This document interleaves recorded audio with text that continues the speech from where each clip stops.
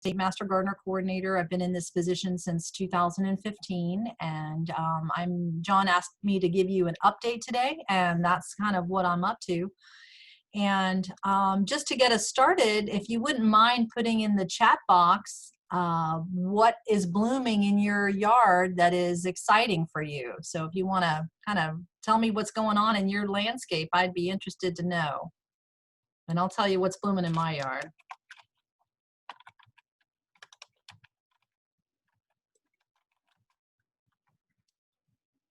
Are we typing in there?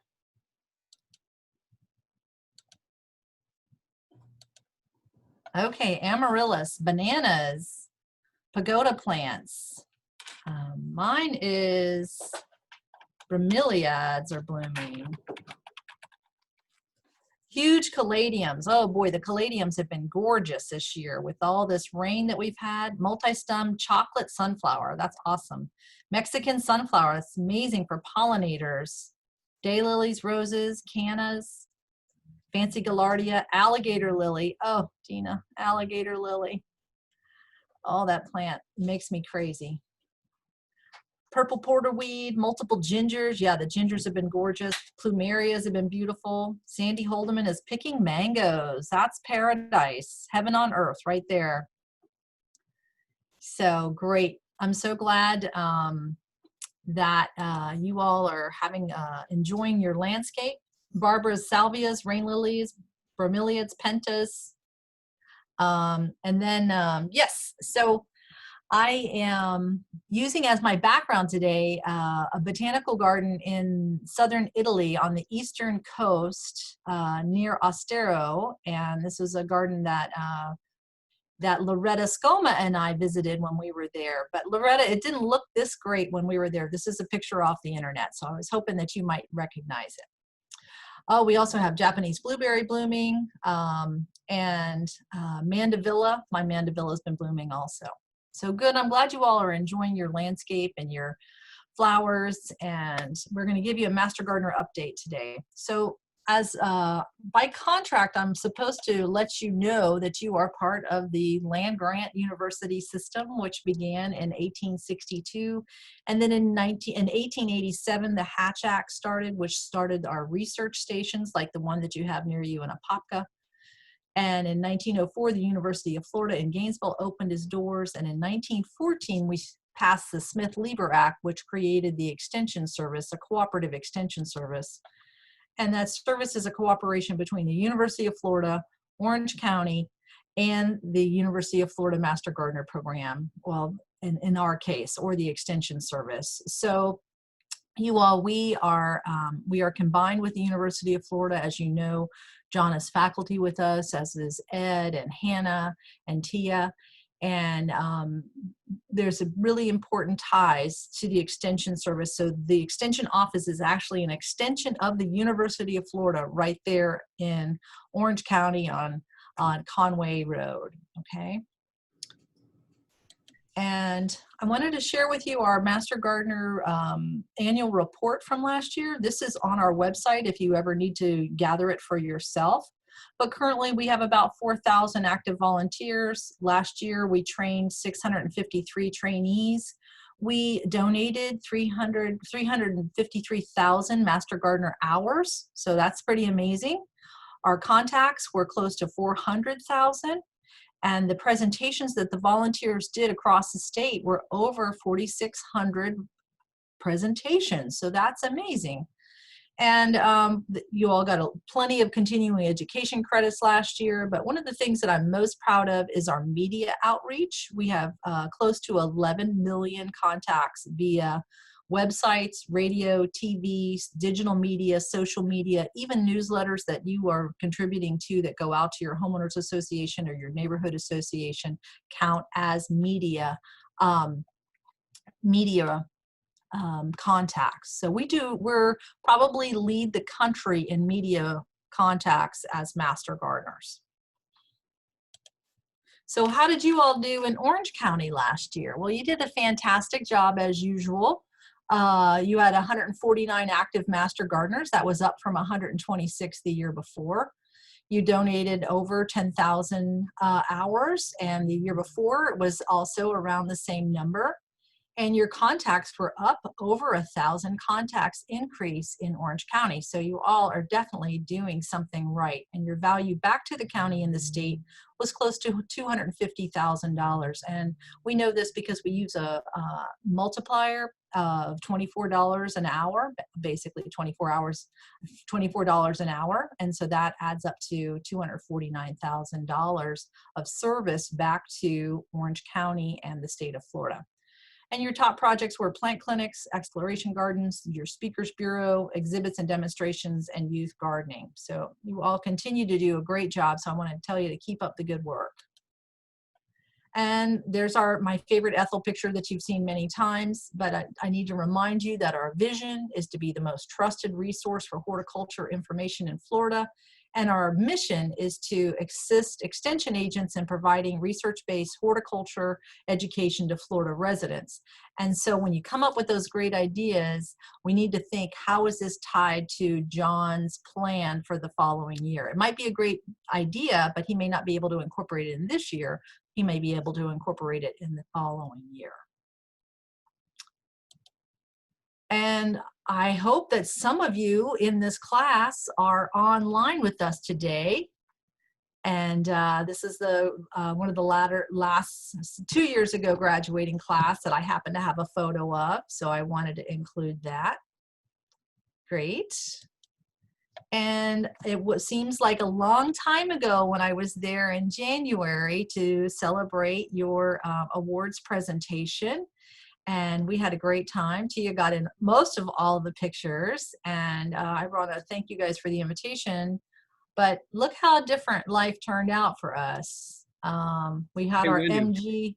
just Yes? real quick, I think I don't think you're sharing the screen currently. No. Come on.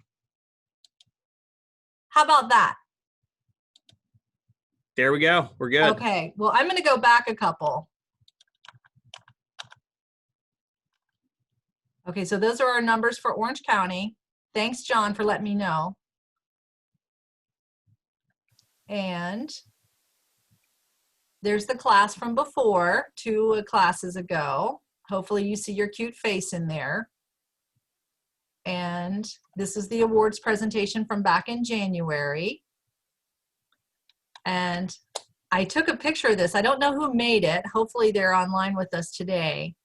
But it really was a much different vision than we had for ourselves. You know, we had a lot of plans back in January to be very focused and have our MG vision. And as it turned out, we did not expect what happened, did we? You know, who would have thought we would have attended a drive-up farmer's market, or that we would have seen tons of produce in the fields of Florida not being able to be distributed. And IFAS was able to react and get folks connected with get the consumers connected with the farmers to hopefully have that food not be so wasted. And we have all gotten really good at using Zoom, haven't we? We are staying connected with Zoom. And this is an example of a meeting that I did in Nassau County. And on the right is a training that I did, tips for getting through these strange and unusual and uncertain times. So John and I have been doing lots of training online as well, just like you all. And we're trying to stay connected with social media. So if you follow the State Master Gardener Program on Instagram, on Tuesdays, we do a trivia contest. So we do a, what is this plant? And then we've also started the book club. The first book that we read was The Foodscape Revolution. Currently now we're reading the Pollinator Friendly Gardens book. It's hard to get imaged. Get over here, there we go. So if you want to join in on any of the book clubs, just connect with us on Facebook or contact me directly and I can help you with that. And we've been adapting and working at home. So our own Tia has been super busy filming from her kitchen, from her deck, from her garden, and from wherever she can to educate. And a lot of the extension agents across the state have been doing likewise. But I have to say, Tia's really the living example of a great agent who's been adapting and doing a great job to do that. And who would have thought that we would have felt this food insecurity, that we would go to the grocery store in gloves and a mask and sanitizing our cart and hoping that we can find the food that we want and be able to buy as much of it as possible. And in response to that, folks have put in victory gardens. And so this is one of my neighbors who's actually doing it in their front yard. I mean, I know most HOAs don't allow that, but in Orlando you have special regulations. But folks are getting back to the land and trying to grow their own food, not just for the produce itself, but for the convenience and the safety of that food. So this is hopefully a trend that continues. And I know that in Orange County that you all have seen a huge uptake in home food production. And here's a headline from April 3rd. COVID-19 has benched a critical volunteer workforce, seniors. And not all Master Gardeners are seniors, but a lot of us are. And we have had a lot of Master Gardeners not able to volunteer because they're at home. So this has been kind of a real setback for us and for you as well. But we need you. We need you to be able to get the job done. You're really the lifeblood of the horticulture programs across Florida, and you are vital to our mission in IFAS. So thank you so much for hanging in there with us. And we want to have you back, but we want it to be as safe as possible. And John and I were chatting, and he's making plans, and folks are beginning to return in limited roles if it's safe. But we want you to be as safe as can be. So what will some of these returning guidelines look like? Remaining at home if you're not feeling well or have a fever. I mean, that's pretty standard. And understanding that individuals 65 or older or with compromised immune systems stay safer at home during phases 1 and 2. And we are in phase 2 now in Orlando or in the Orange County area. Groups working outdoors together or receiving instructions should be 10 or fewer, all spaced 6 feet apart or more. Individuals may work individually, keeping 6 or more apart from others in the garden. We are highly encouraging the use of face masks or other protective devices as a way of avoiding transmission. And I was showing off my University of Florida mask that I got. All employees are being tested here on the Gainesville campus, and you get this if you get your test done. And I tested negative, thank goodness, right? Volunteer leader should be able to provide supplies and material like hand sanitizer, and hopefully maybe have some face coverings available. But if he doesn't, then you should bring your own face coverings. Participants should wear their face coverings, and they can bring their own protective equipment. And there will be increased frequent cleaning of high-touch areas like door handles, restroom surfaces, handrails, tools, etc. Always bring your own gardening tools, or even if you're working the help desk, your own pen, your own pad of paper, things that you're going to be touching a lot. You should have your own personal equipment to do that. Okay.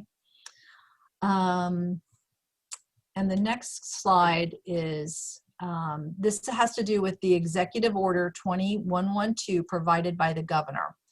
Senior citizens and individuals with significant underlying medical conditions, and I'll let you read those, are strongly encouraged to stay at home and take all measures to limit risk of exposure to COVID-19. We encourage that if you fall into any of these demographics, that you refrain from volunteering at this time. If you choose to volunteer, we ask you to select tasks that are individual in nature, and that by reading this, you agree to the risk involved, okay? So depending on what John and Ed decide as far as coming back, they are going to have you read this and acknowledge that you understand the risk if you're in that vulnerable population. Okay. All right, I'm going to go back and ask if you have any questions to drop a question in the chat box or unmute yourself about kind of our handling of volunteering during these times of COVID.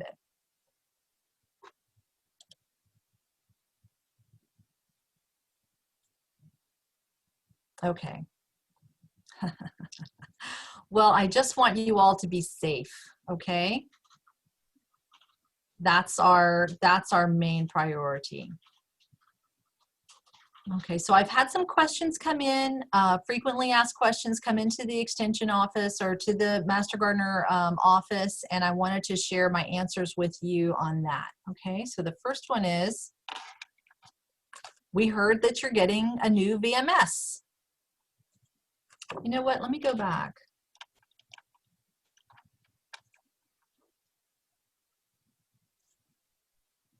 One of the questions is high blood pressure one of the medical conditions? And I'm looking, Heather, and I don't see it listed.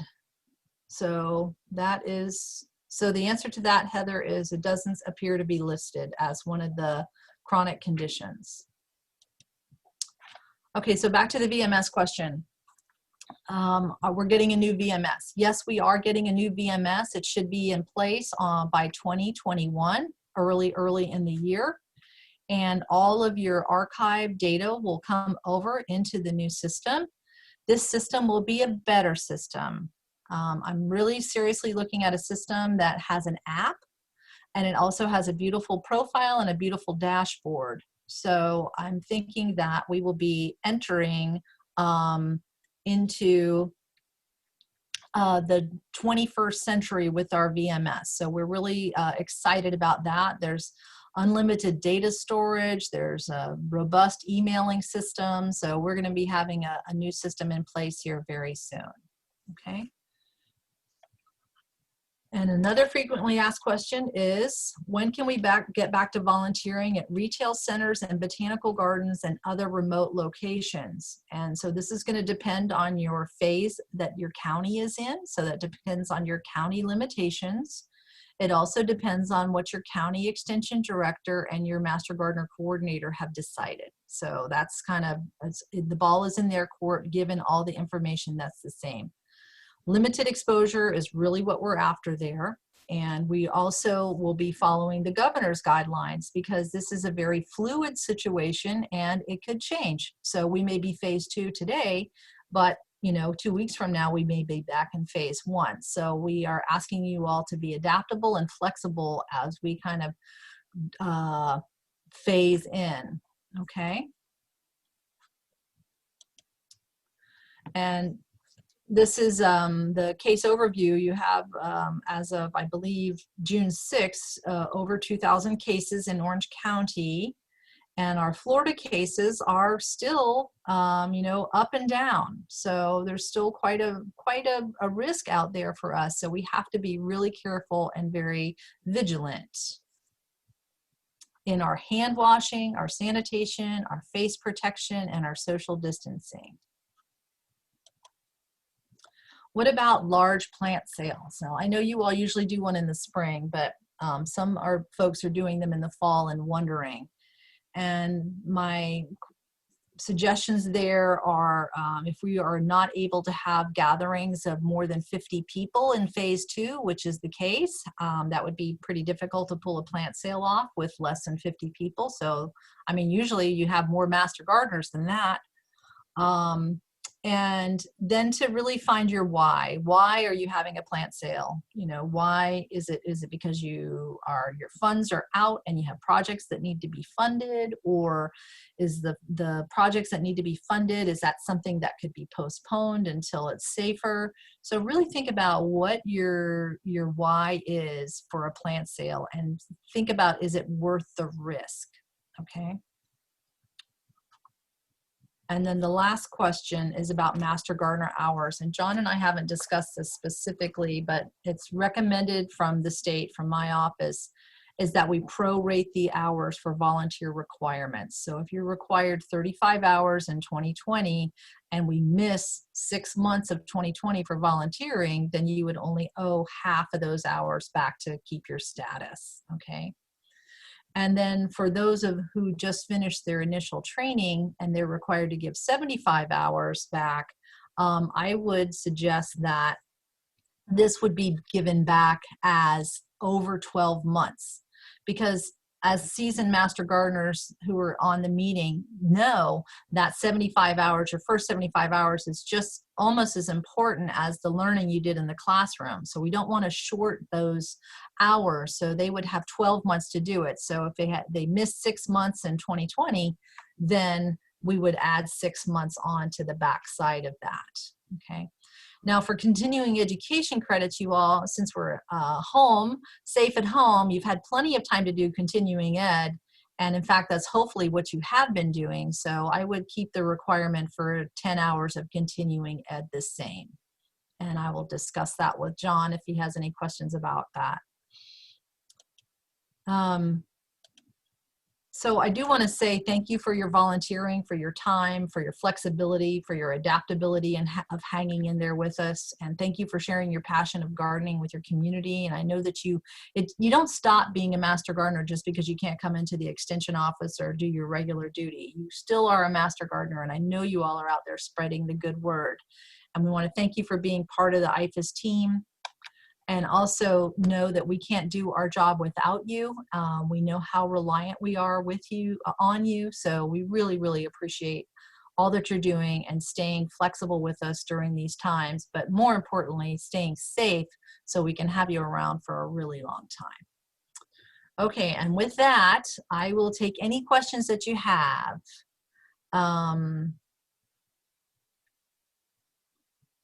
Okay, you guys are talking about high blood pressure in the chat, and that's okay.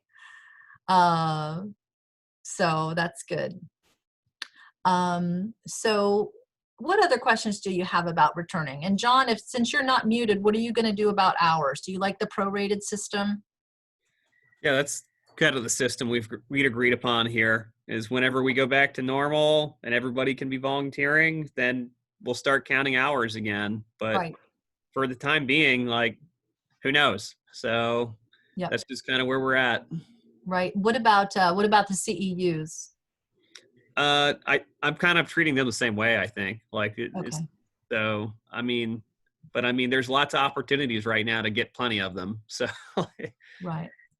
Yeah, so Nancy asked, watching Facebook and online videos from various extension offices, can we count that as CEUs? My answer to that is yes. But I think you definitely log that in VMS and keep a record of it. And then remember, we have the state webinars that occur that last Thursday of the month too. So, you know, if you attended all of those or watched the recording of all of those, you could easily get 12 in 2020. And I know even watching the Facebook lives coming out of Orlando, you know, those would add up to a good extension CEU. Wendy, I have a question. Yeah, Joe.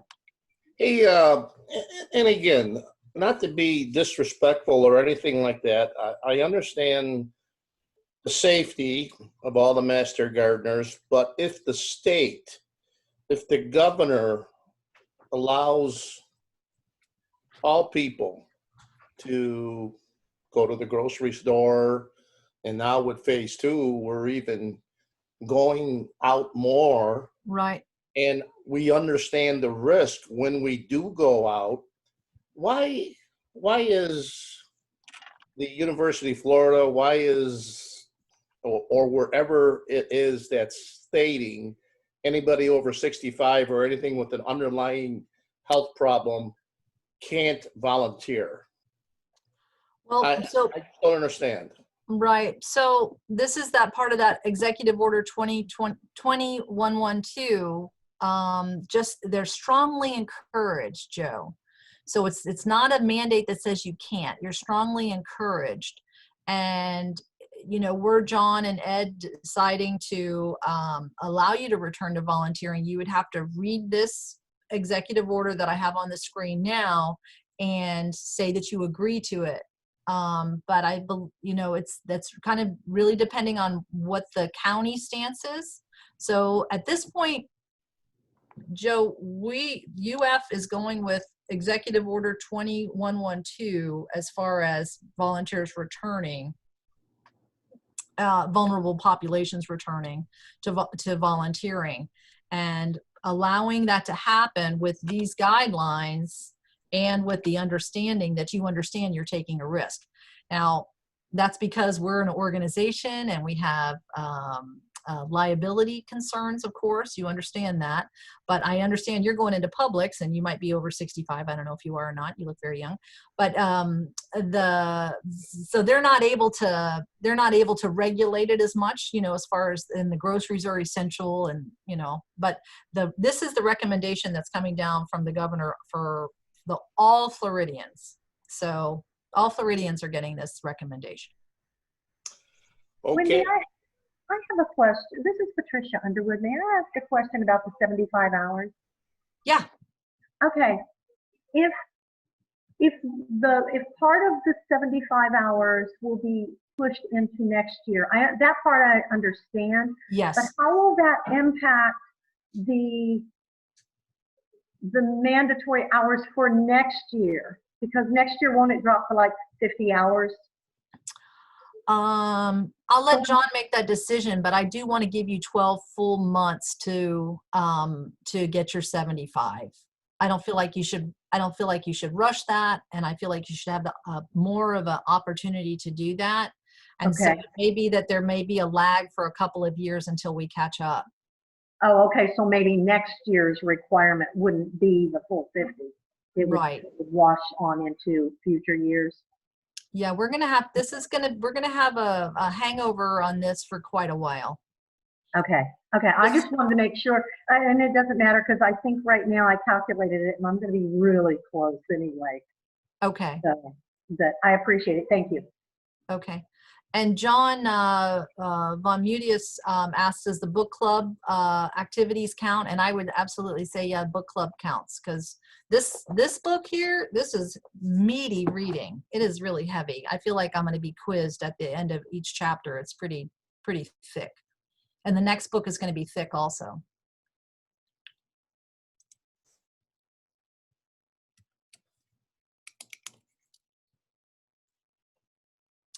John, is there anything else you want me to cover?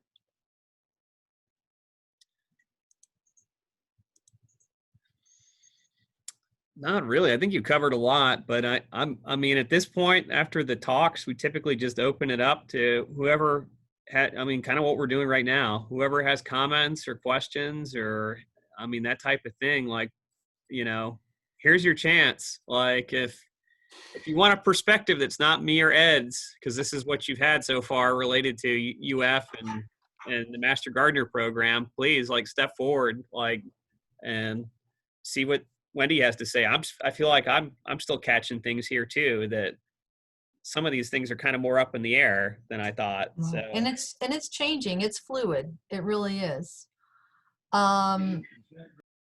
Somebody asked how to get into the book club. You go onto the Florida Master Gardener Facebook and choose the book club group, and it's there. So it's on Facebook or on Instagram. So it's Florida Master Gardener.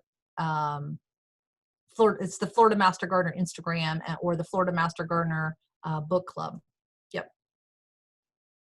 And if you still can't find it, Dawn, email me and I'll send you a link. So Wendy? what did y'all end up doing about your plant sale and the plants? well, we managed to get ours off literally the week before that everything shut down, and so who knows where we'll be at that point, early March next year. But Yeah. we were very fortunate. I think Marion County was already planning on not doing theirs in 21. And I was like, you guys, you got to be a little more optimistic than that. but I don't know, it's just because of the timetable is so advanced for their sale because they have so many vendors. It was their decision, so they wanted to do that.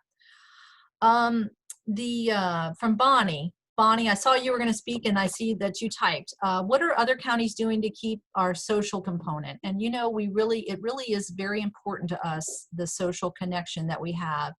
So, for example, in Lake County, they have been doing coffee talks. So once a week on Zoom, they get a cup of coffee and or a cup of tea, and Brooke, they have a new coordinator now, but Brooke would come in and, you know, have a couple of highlights from the garden, take some photos from the garden, and then everybody would sort of share and talk and just kind of have a half-hour sharing session.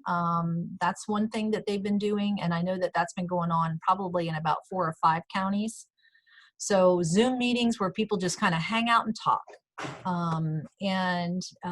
Tallahassee, up in Leon County, they've been doing a little bit more kind of like games or contests to kind of, you know, keep people's mind going, as well as the social aspect as well. I know that I think many of you know I was the Master Gardener Coordinator in Alachua County for 15 years, and one of my favorite couples, Mary and Amos Reed, are celebrating their 60th wedding anniversary tomorrow, and everyone's going to do a drive-by honk and shout out the window at them. So that's one of the things that, you know, that individual groups are trying to do. So that's Zoom and minimal contact.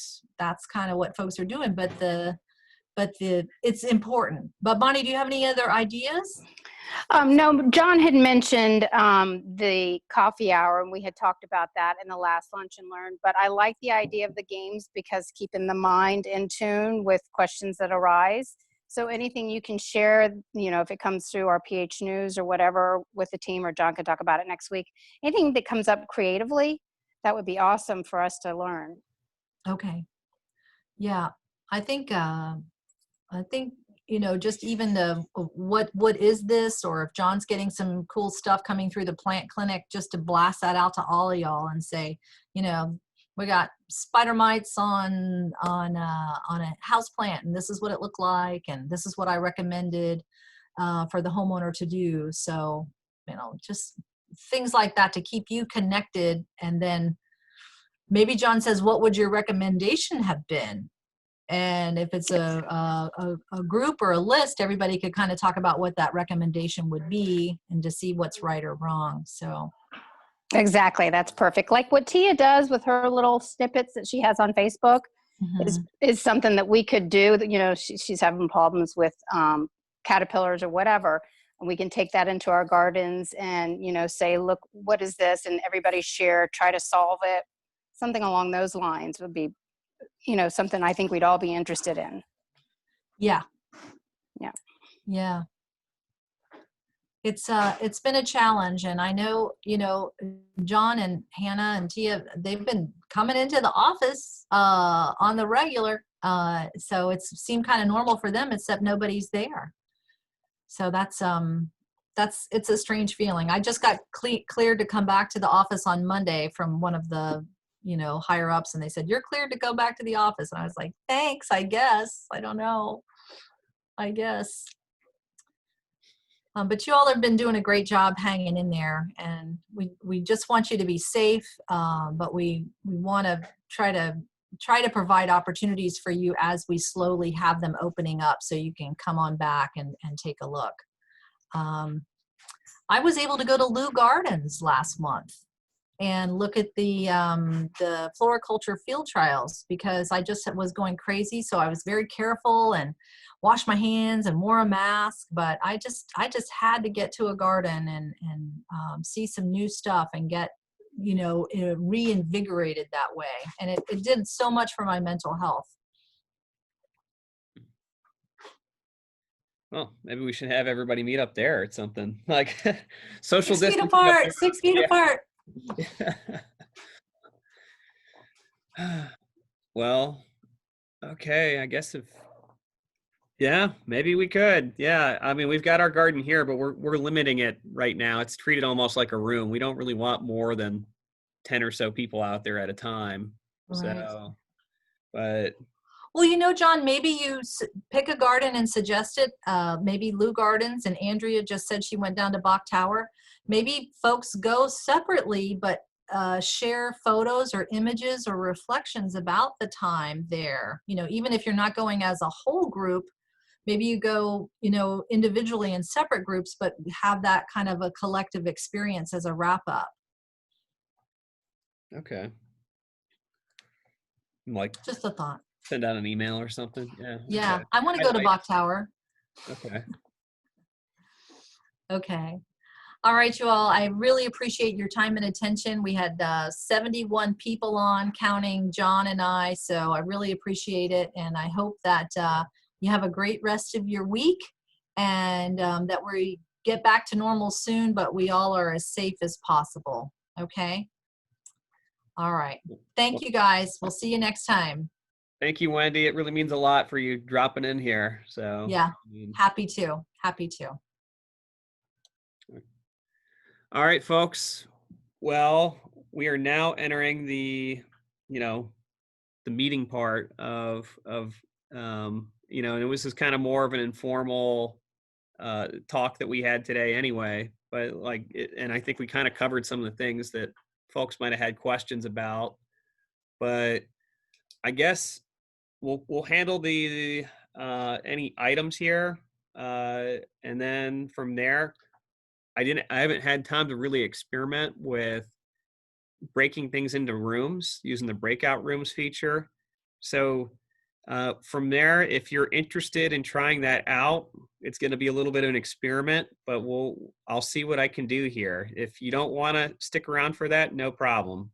But I guess I just going into the the items that I've got here will be starting up next week, and the clinic is open from 8 to noon.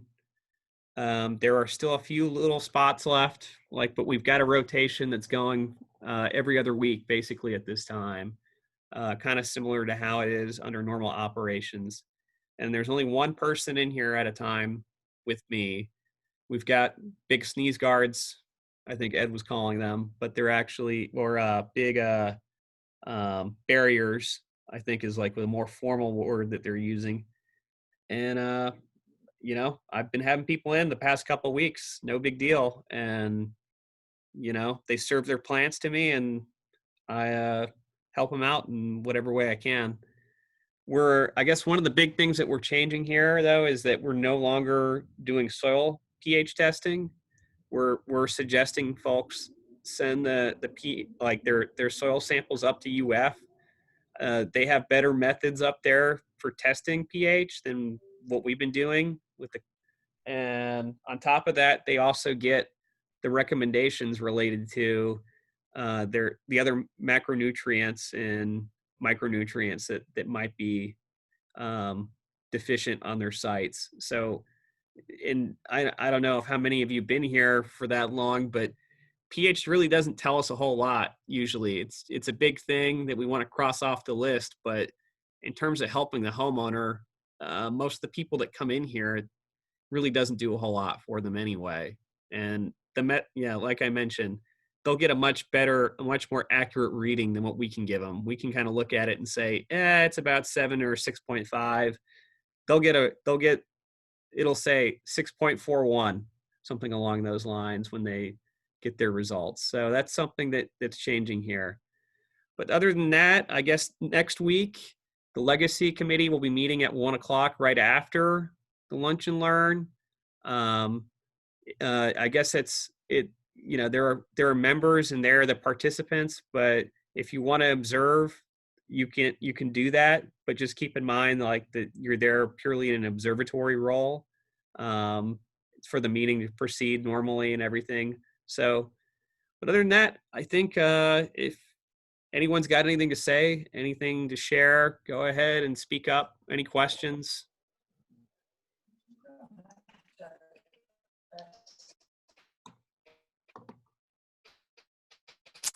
Bonnie? Hey, John, it's Bonnie again. Can you hear me okay? Yeah, I can hear you. Yes, can you hear me all right? Yes. Can you hear me? And in between the bands of rain showers. And I don't know if anybody's been to the Oakland Nature Preserve, but that's just on the west side of Orange County. And it is truly an amazing boardwalk that walks out to Lake Apopka. And it's worth going if you have some free time and you're in the shelter or, jobless, whatever it is. It's on the West Orange Bike Trail, and it has all the different types of species out there, including the invasive species. So it's kind of nice to go and kind of take a look at everything. Just telling folks about it because it's the first time I've been to it. That would be good. We've got a fair contingent of people that live out in West Orange and Apopka, Winter Garden, that area. So that would definitely be something we could utilize more. So I think, Pam, you've got your hand up. Do you have something to say, Pam Paisley?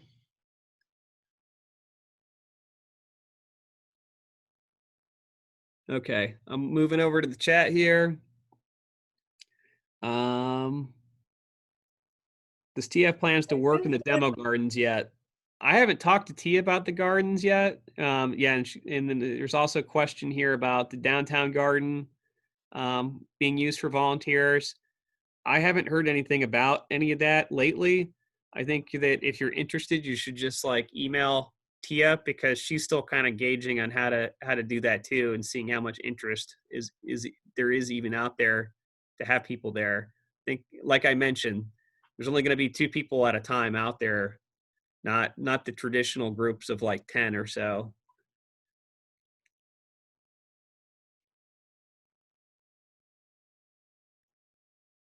Okay, anything else? I thought I heard somebody say something earlier. All right, well, okay, from Lee. For those of us who are going to the plant clinic, will you be sending us an email about what we're going to be expected to bring, where, also VMS hours to sign up? Yeah, I'm going to give you all a big update here. I'm finalizing the schedule right now. So I just wanted to have things 100% finalized all the way through July before I get back to you. And it's looking like it's probably going to be that point here later today or tomorrow. So you expect an email probably by tomorrow on that.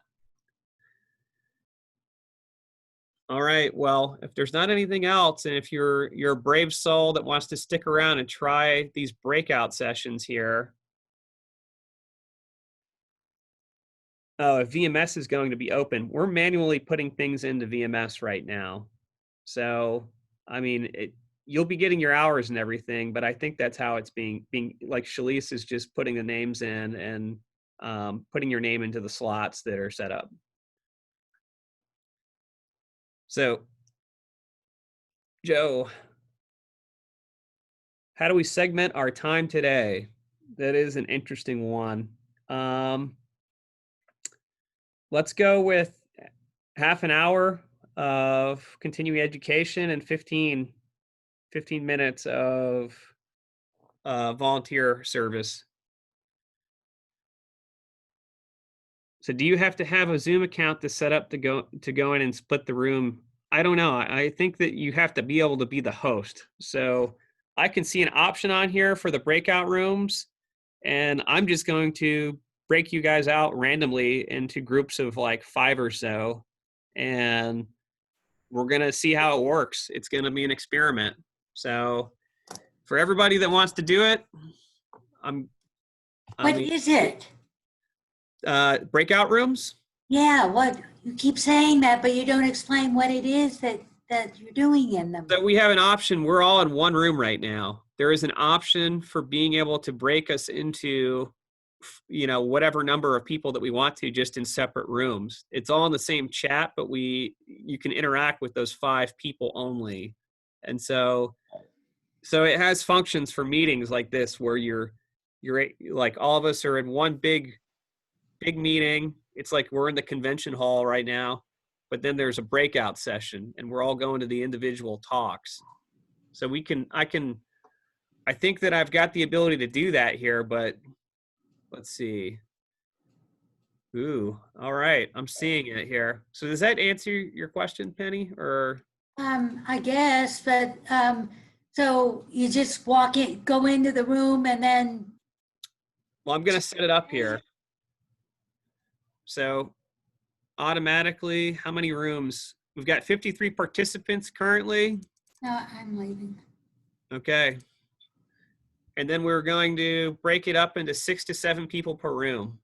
So, and then you guys can talk and just see what you think about it, and like talk about the program, things that you want to do. If you want to try and talk to me or certain members of the advisory committee, like about things that you'd like to see, things to do for social interaction, like, then let us know. But we're going to try this out as one of these means of trying to socially interact with one another. So here we go.